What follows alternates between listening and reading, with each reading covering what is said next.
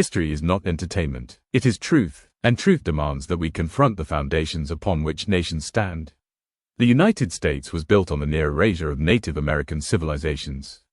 Entire nations displaced, cultures silenced, lives extinguished. The soil beneath its cities is layered with the memory of those who thrived long before colonizers arrived. Europe carries its own legacy. Across Africa, Australia, and the Americas, colonial expansion devastated populations, extracted resources, and uprooted traditions. These scars are not ancient history, they are living wounds that still shape the present. And yet, voices from these same nations now claim authority over other people's pasts.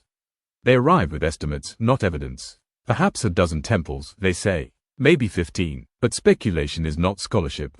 True history demands evidence. It demands careful excavation, scientific surveys, and respect for the communities whose heritage is being studied.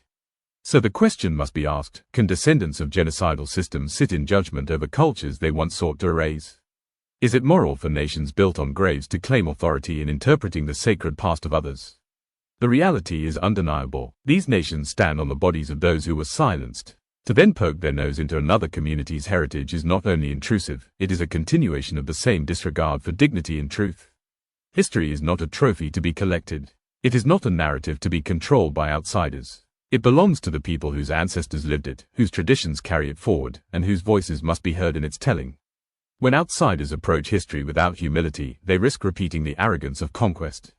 If nations with violent pasts wish to engage with the heritage of others, they must first confront their own legacies.